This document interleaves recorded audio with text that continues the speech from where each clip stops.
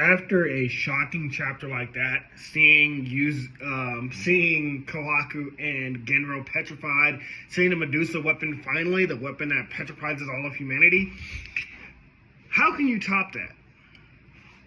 Let's talk about it.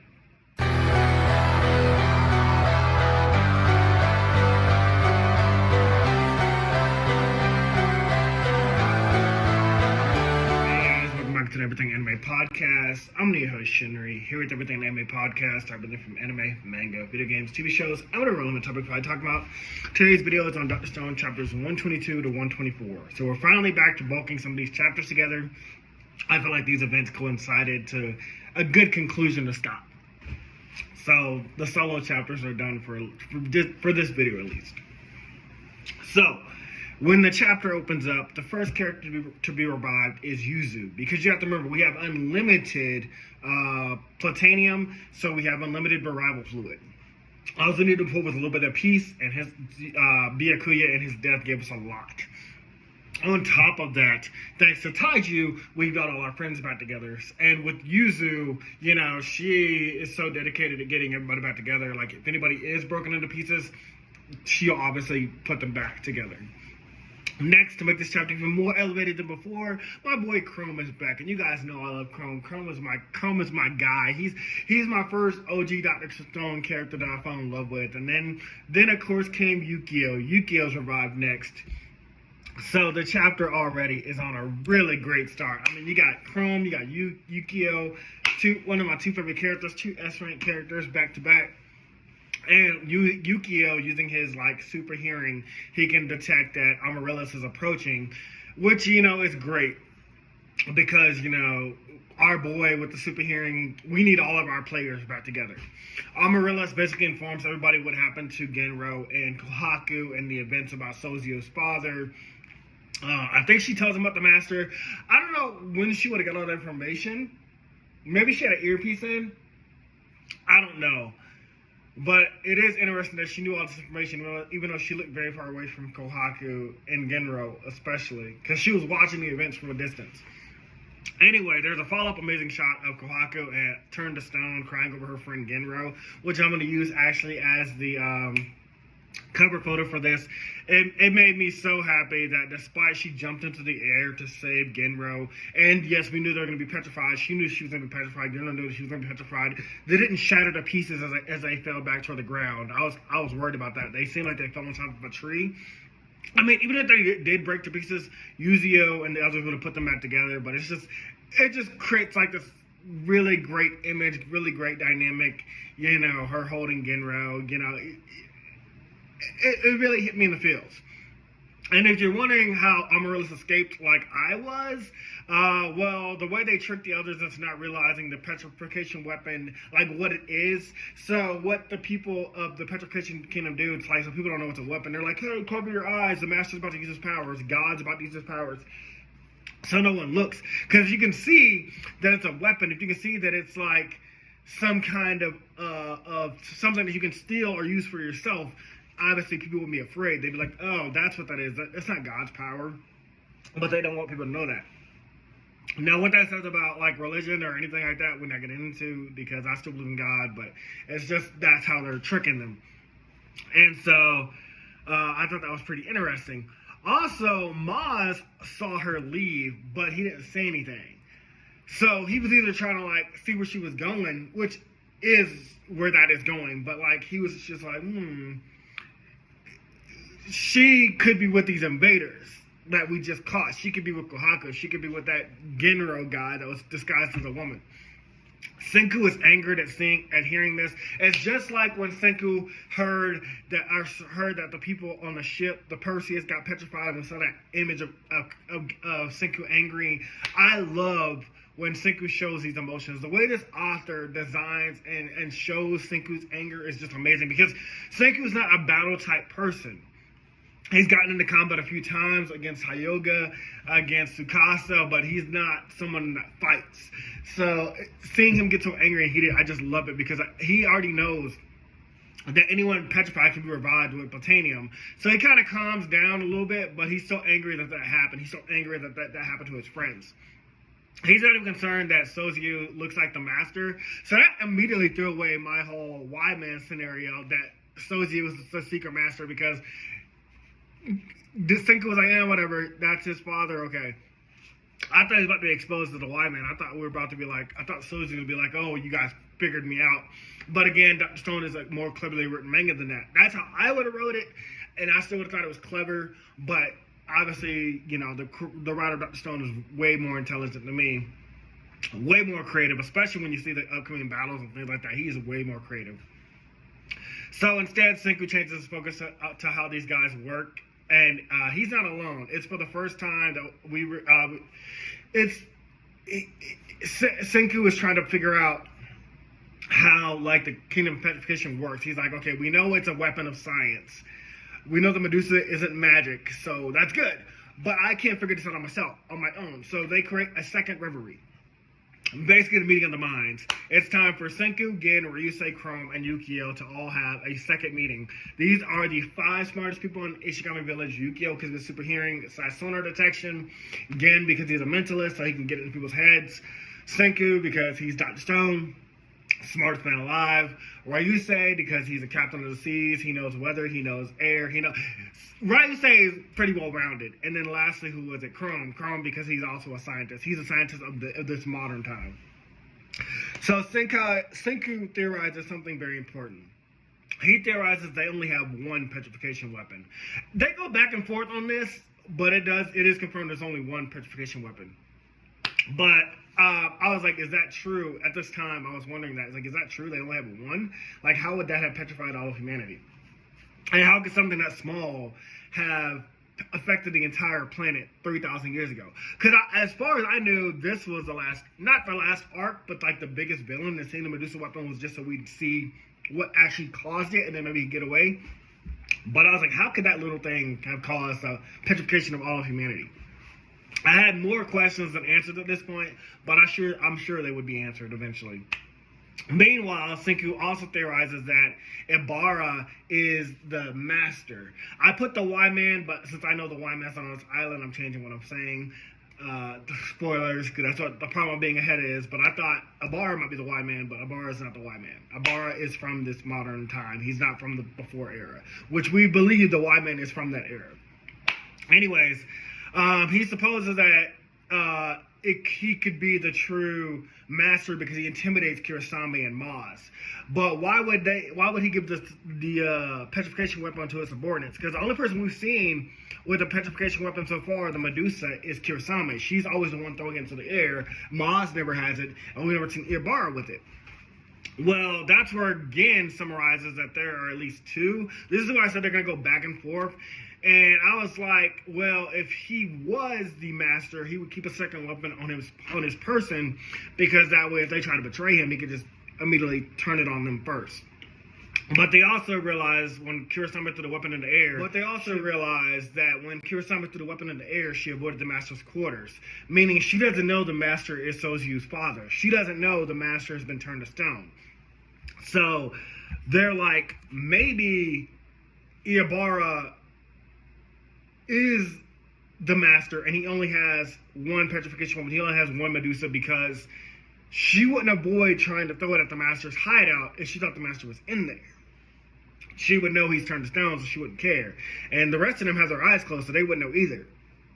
So that means Ibarra is the mastermind. He didn't tell Kurosame or possibly Maz that the master is dead. The master is deceased, and he cannot be brought back. I mean, as far as they know, no one turned to stone can be brought back. That's what they know so far. Only Senku knows that with the revival fluid, with the miracle fluid, with the nitrocytic acid, can they be brought back to life.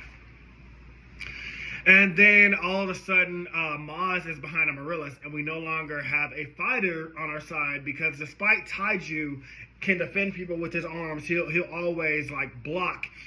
Taiju already confirmed from the first episode, he'll never throw a punch. He will always defend, he will always block, but he will never fight anybody. It's like Chad's grandfather when he was trying to teach Chad not to use his fist to like hurt people because he's too strong. Which Ichigo broke him out of, so I can't use that as an example, because Ichigo taught Chad to like, hey, if you don't want to fight people for yourself, fight for me, and I'll fight for you.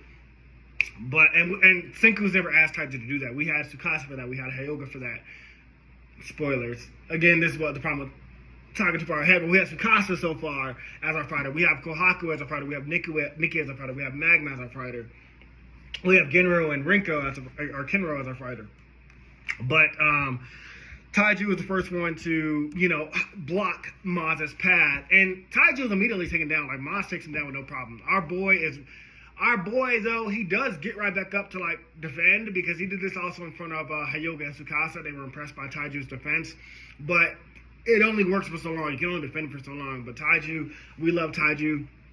Taiju is an S-rank character, but I love how, even though he gets knocked back, Taiju will get right back in there and be like, I can take more. I can do this all day. He's basically Captain America, if Captain America didn't throw a punch, but would still say, I can do this all day. Everyone begins to panic, wondering what they should do, when Chrome has a brilliant revelation. Maz, despite knowing Kohaku, Genro, and Amaryllis were spies, he never ratted them out, because why would Maz come here alone? Why would he have told Irabara, Kirasame, and the Petrification Kingdom, hey, I saw Amaryllis escape. Let's go after them. I think she's with the invaders, and even if she's not, she's trying to escape. So I was like, well, what does that mean? Is Maz going to betray the Kingdom of Petrification? Is he trying to team up with us? Is this a new member of the Kingdom of Stone? The new member of the Kingdom of Science? Well, I had to read more to find out. Maz actually wants Irabara to die. So he wants to become the next master. He don't give a shit about what they're doing. He don't give a shit about, y'all want to save your friends. He's just I want Irabara to die.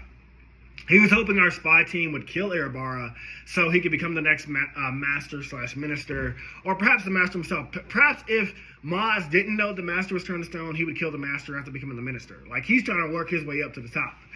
And despite our Kingdom of Science doesn't kill, we leave it up to Gen, our mentalist, to trick Maz into our side. And there's a complicated way Gen goes about this, but I did like it. Gen quickly uses his magic, like he did on Magma, to see if he can fool Maz. Despite Gen tries to teach us two different kind of mind manipulation tactics, it seems that Maz sees right through his bullshit.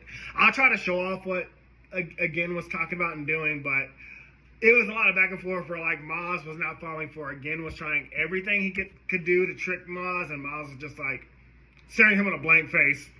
So Maz goes through his own ultimatum here and now to should I kill everyone or kill Irabara myself? And he's and I was well, why don't you do both? You could kill the Kingdom of Science right here and now if you wanted to, and then you can go kill Irabara, the old man. Well, that explanation is something along the lines of this. Sozu's father was the master, but Irabara petrified him and took his place. So Maz does know about the master, but Kirasame at this time doesn't know that the master is petrified. Maz intends to kill him, Irabara, and become the next leader, as he sees the old man as a hindrance. He sees Irabara as just somebody that's in the way. He needs to be taken out. You don't deserve these women. You don't deserve the harem. You don't deserve to be the ruler of this kingdom. And he knows the ladies would love him. He knows what Irabara was doing to those women from the harem when he was taking them to the master. He was taking them for himself. But then women aren't gonna be attracted to that old man. He's they'll like me more than you. They'll come willingly to me. Disgusting. Celestial dragon behavior to a T. But Kirasame has the weapon and she's strong. So it's he's I could kill Irabara, but Kirasame would get in the way. She didn't know the truth about the master. And even if she knows the truth about the master, she can still turn on me because I'm going to become the next master. Now, Maz thought he could tell her the truth, but she would reveal it to everyone. She would reveal everyone in the village. That's what it was. It's not that she's also strong. Kirasame, if she learned the truth, she would tell everyone in the village. The masters turned to stone. All of this is a sham. The harem would be gone. The women would be free. And vice versa, if he outright kills Irabara in front of him, she could petrify him and turn him into stone before he could ever tell her the truth as well. So he's it's a lose-lose situation if I tell Kirasame the truth, because she'll just tell the whole village and then I lose access to all these women. I lose access to ruling this village. Or if I try to kill Irabara, she'll come after me regardless and not listen to me either. So he's I need y'all's help. That's why I'm not going to outright kill you. That's why I'm not going to outright kill Irabara. I need someone else to do it for me so you guys can take the fall and I can look like the hero. This is where Senku steps in and offers him an enemy of my enemy situation. If he gives them the Medusa weapon, they will help him take down Irabara. But Maz is No. We're not doing that. I'm the strongest one here. I can kill all of you with... Let's look at my wrist. So you're going to listen to me. You're going to do what I say. We steal the weapon, and then you give it to me. And I was like, oh, yeah, we need Tsukasa right now. We need Hyoga on our side right now. We need somebody that can take this motherfucker down because, yeah, he is dangerous. He's a wild card. But we then learned all along this was a third secret manipulation tactic by Gen. Pulled on him, and it did put a smile on my face because I did not see it coming. He basically tricked Maz into agreeing to help them to secure the weapon. Gen explains how this works, and again, it's very creative. That's what I'm saying. Dr. Stone's a very clever manga. I would have never thought about this. But everyone happily agrees and congratulates Gen on his skills, and now we have Maz on our side. Even if temporarily. Like, you know how, like, some video games or anime, usually video games, they're like somebody temporarily joins your party for a time. Something like that. And so, yeah, we have Maz on our side for now. But it's just so we can get the petrification weapon from him. Now, in order to trick Irabara and Kurosama that the Kingdom of Science is powerful, they have Maz disguise himself as an invader in armor and attack his own men. Attempting to force them to use the weapon so they can steal it using our drone when they throw it into the air. And he does. He takes on the Great Arashi, the wrestler, like sumo guard, and takes him down with ease. So they're trying to fool the Kingdom of Petrification with Maz dressed as an invader that we're super strong and we can take you guys down anytime we want. We're just biding our time. And Maz probably just pretends like he was on a break, he was sleeping or something while all this is going on because Kurosama could show up. But since Kim and Kurosama would be evenly matched, she would possibly try to throw Medusa weapon into the air, and then that's when our drone would go into the air and steal it. But because that's how our plan is going to go, we know that's how the plan's supposed to go, we know already it's not going to work out that way. Anytime you see a plan or hear the plan and how it's supposed to go from start to finish, it never works out that way. Now, they're hoping his loss... the Great Arashi inspires fear into them and forces the others to use the weapons should the invaders appear again. And the moment they do, they plan to unleash the drone and capture it because it's been laid out like that. Oh, I've already talked about that. Literally what I just said. Sometimes I'm moving ahead of my notes. Now, this is where Ryusei brings up some great points. Maz is a wild card. After they get their hands on the petrification weapon, he will more than likely kill all of them. Like, the moment they secure it with the drone, Maz is like, okay, well, killing y'all will be easy. And once I have the petrification weapon, no one will stand up to me anyway. I can kill Irabara right then and there. I'll declare to the village that I'm the new master, and Kurosama's just going to bow down, or I'll kill her too. So I was like, how does Senku plan to deal with him? Well, the same way he was going to deal with Tsukasa once. They make and finish a gun. Now, this goes back to early Dr. Stone. We were fighting Tsukasa. Taju, Yuzu, and Senku were crafting gunpowder to kill Tsukasa. Or not kill him, but like keep him at a distance. But back then they didn't have the things they needed to make a gun. So Senku's like, no, we're fully going to make a gun now. They won't know what it is in this time, but once we have the gun and once we like fire it and show the power of it, they'll back off. And again, the Kingdom of Science doesn't kill. It's just an intimidation tactic. But I was still wondering, like, who would be worthy of wielding such a dangerous weapon like that? Well, don't forget, we got a corrupt police officer in the Kingdom of Science now from the Kingdom of Stone. Who else but Yo? Now, if you're wondering why they would give this evil-ass bitch a gun like I was, well, Senku has a plan to keep him under control. Or rather, Amaryllis does, by making him think with his dick. Because this shit dumb. She's like, oh, you big, strong man, I bet you can handle that gun and keep all those bad guys away. And he's like, yeah, anything for you. Just stupid. But great humor, and it fits his character. But we do get a really cool panel of Yo firing his new weapon like a badass. And of course, it ends with a gag. While he was aiming at 3 bottles, he misses all 3 shots of the bottles and hits 3 snakes. And at the end, at first you think it was on purpose. Like they're like, wow, how did you see those snakes? That's amazing. You're such a great shot. And in the end, you find out he missed every shot and hit the snakes by luck. That was a great gag. I loved it. But yes, that's where I ended my notes for this chapter. We've now secured a gun. We now have Maz on our side, even though temporarily. And Again, just a great shot of Kohaku holding Genro. Loved it, loved it, loved it. Great fucking amazing chapter. Really loved it, guys. From here on, we are finally in the war. The war is fully beginning. The next chapter, I believe, we start fighting. So get ready for some crazy intense chapters. After we get to 136, I'll once again start I think I'm at 137. We'll start, theorizing where everything can go next. There are some bulk chapters mixed in. There might be some single chapters mixed in there as well. But yeah, I can't wait to talk to you guys about it. For now, I'm going to end this video. Talk to you guys in the next one. See you guys later. Bye. Hey guys, this video was sponsored by me, the author of the Shinry series, the Chronicles of Wayne, and Monsterverse. So I figured I'd do this outro a little bit different by showing you guys what you guys will be checking out. So, the Shinry series starts with Book 1, Shobu Samurai Project Aryoku. 10 years after the death of his parents, Shobu Samurai returns home seeking vengeance, but instead faces a choice to save his home from shadow creatures, blood beasts, and an organization once thought dead. Shinry's Shobu Samurai starts at $9.99. And if you love anime, manga, Naruto, One Piece, Bleach, Yu Yu Hakusho, Fairy Tail, Shaman King, Rave Master, Zatch Bell, anything like that, the Shinry series is definitely the series for you. You'll definitely want to check it out. The Sword of Light is probably the thickest one so far. And then these books are 2. This is Enter the Dread Zone Tournament. And the series original ending, Arado, the Legendary Conjuring Master. So, and I'll just show you guys some of the covers. Really proud of all of these. But I hope you guys check it out. If you don't like that, I also have the current published books for the Chronicles of Wayne, Love Be Damned, Cotton Candy, Full Moons, Fabled Lovers, A Cursed Virgin's Bite.